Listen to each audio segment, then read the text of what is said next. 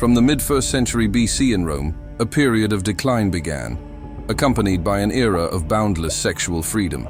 We will tell you about the most striking sexual phenomena of this time. The reason for the aforementioned period of decline was the civil wars, which dealt a blow to the economy. Severe hardship weakened the puritanical morals of the Romans, especially the upper classes, who resorted to earning a living by any means possible.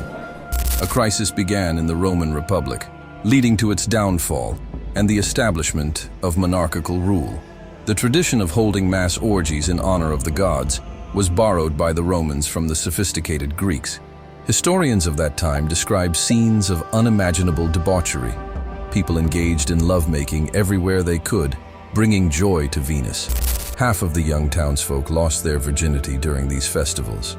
Even for an era of decline with its sexual permissiveness, such festivals were considered overly progressive innovations, and these events were soon banned. Slaves in ancient Rome had no more rights than a piece of furniture, so sex with a slave was not officially regarded as intercourse with a person. The Roman aristocracy exploited this loophole in the law, especially after Emperor Augustus banned adultery extramarital relations in 31 BC. Prisoners of war, and ancient Romans were almost always at war, were purchased at auctions by nymphomaniacs from the upper classes and used for carnal pleasures. Interestingly, life in sexual slavery was much more comfortable than in other forms of slavery, so not all captives were opposed to it.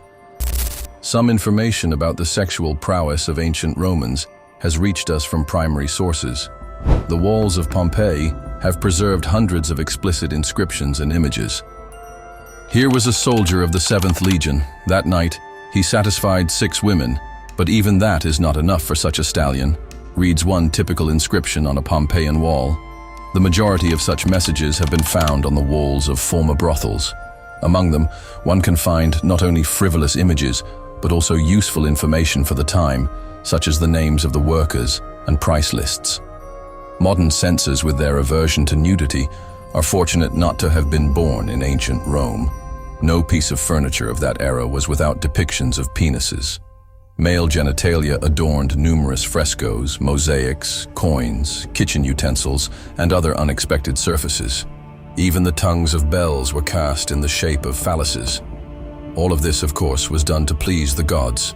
The Romans also loved to decorate their homes with paintings of the god of fertility, Priapus, showcasing his enormous member.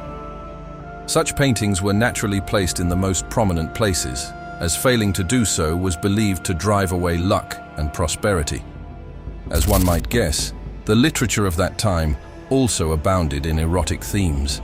Only a few works have survived to this day, but they are enough to immerse oneself in the atmosphere of the era. Your organ is as huge as Papal's, and your nose is huge too. So when it rises, you can sniff it, wrote the famous Roman poet Marcus Valerius Martialis. This innocent poem pales in comparison to the novel Satyricon or the works of Juvenal, many of whose pages describe grandiose orgies.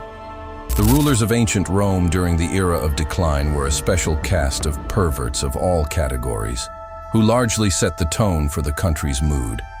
Nero, for example, loved spending time with the Vestals, the untouchable priestesses of the goddess Vesta, only to personally prosecute them for debauchery the following morning.